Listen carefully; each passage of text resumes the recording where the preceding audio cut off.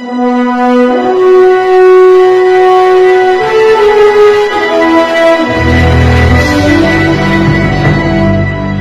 क्या ये कभी ऐसा हो सकता है कि बहन जी और वामन मेश्राम साहब और चंद्रशेखर आजाद हाँ, एक वो मंच हो पे जाए एक तो साथ अच्छी आए? बात है, हम लोग इसके लिए तैयार हैं।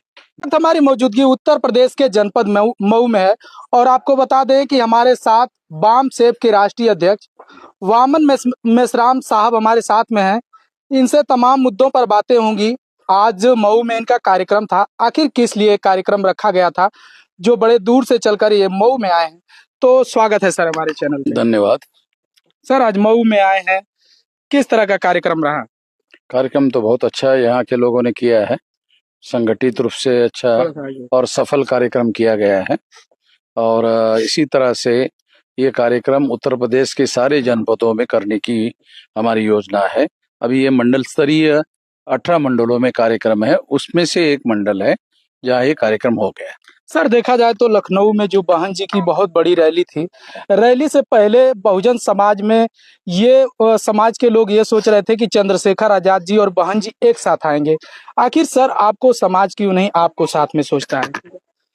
अब समाज क्यों नहीं सोचता है, हम तो समाज को इकट्ठा करने में लगे हुए हैं जी। और अगर इकट्ठा मिलकर सारे लोग काम करें तो ज्यादा बेहतर है, उसके लिए हमारी प्रयास चल रहा है। जिस तरह से कयास ये लगाया जा रहा है, बहन जी जो बीजेपी की तारीफ पे तारीफ कर रही हैं, तो लोग कह रहे हैं कि बहन जी बी टीम है बीजेपी की, ये सही है? हम तो ऐसा नहीं कह सकते या नहीं कहना चाहेंगे। लड़ाई लड़ना जरूरी है। चंद्रशेखर आजाद कैसे नेता हैं? मेरे से प्रशंसा करने का क्या मतलब है, मुझे तो समझ में नहीं आता। वो दूसरा संगठन चलाते हैं। तो ये तो लोग कहते हैं कि समाज की लड़ाई चंद्रशेखर आजाद लड़ रहे हैं। प्रशंसा करना अलग बात है, इकट्ठा मिलकर काम करना अलग बात है। तो क्या ये कभी ऐसा हो सकता है कि बहन जी और वामन मेश्राम साहब और चंद्रशेखर आजाद हाँ, एक वो मंच पे एक साथ अच्छी आए? बात है, हम लोग इसके लिए तैयार हैं। जी। और जिस तरह से आप कहीं ना कहीं देखा जाए इंडिविजुअल मुझे तो कोई एमएलए एमपी बनना नहीं है, मैं तो समाज को शासक वर्ग बनाने का एजेंडा लेकर चल रहा हूँ। जी। मुझे अपनी जिंदगी में कोई एमएलए एमपी तो बनना नहीं है। जी। अगर देखा जाए सर तो कहीं ना कहीं ईवीएम के मुद्दे पर आप हमेशा आवाज उठाते रहते हैं हर कार्यक्रमों में। तो क्या ईवीएम के जिस तरह से राहुल गांधी भी आवाज उठा रहे हैं, वोट चोर गद्दी छोड़ के नारे लगा रहे हैं, तो असली लड़ाई कौन लड़ रहा है ईवीएम के लिए?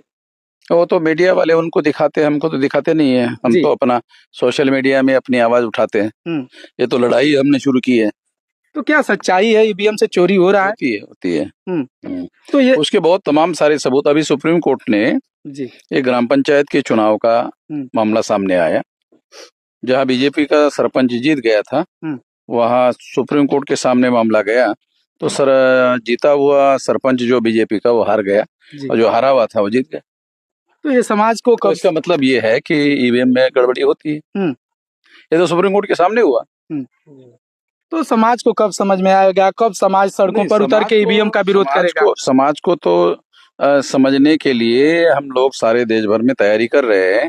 2030 तक ये बात 15 लाख बूथों में ये बात चली जाएगी तो देशव्यापी आंदोलन होगा, तभी ये खत्म होगा। इतना आसान नहीं है क्योंकि इसमें कांग्रेस बीजेपी कांग्रेस दोनों मिलकर कर रहे हैं। यानी कि कांग्रेस के लोग कह रहे हैं चोरी होती है, मगर कांग्रेस के लोग भी इसका बेनिफिट लिया है। और जिस तरह से देखा जाए सर, जीएसटी पर भारी छूट जो बता रहे हैं, तमाम लाभ जनता में जा जाकर के बताया जा रहा है बीजेपी के द्वारा। हालांकि 2017 में संशोधन करके बीजेपी के द्वारा ही ये जीएसटी लगाया गया था। कितना आसान? देखो, सेंट्रल गवर्नमेंट या कोई भी गवर्नमेंट हो, बीजेपी की हो या कांग्रेस की, वो जो फैसले लेते हैं तो उनका तो प्रोपेगेंडा उनको करना चाहिए ना, तो स्वाभाविक रूप से ये कर रहे हैं। जी। तो स्वाभाविक रूप से अपने काम का प्रोपेगेंडा वो करेंगे, उसका फायदा जनता को मिल रहा करके वो ऐसा प्रोपेगेंडा करके उसके फायदा लेकर चुनाव में फायदा लेने की कोशिश करेंगे। जिस तरह से देखा जाए 2027 की तैयारी में तमाम पार्टियां, तमाम लोग लगे हुए हैं, तो किस तरह से आपके संगठन हम लोग भी पूरी ताकत से लड़ेंगे और अगर मिलजुल कर लड़ने की बात हुई तो वो भी करेंगे। यानी कि चंद्रशेखर जी, आप लोग सभी लोग मिलकर करेंगे तो ज्यादा बेहतर होगा। चलिए ठीक है सर। तो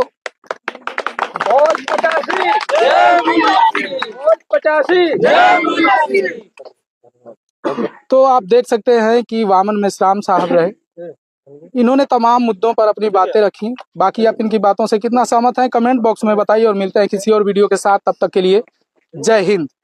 मेरा ये चैनल सब्सक्राइब करें और मेरे हर अपडेट आपको मिले, इसके लिए बेल आइकन जरूर दबाइएगा।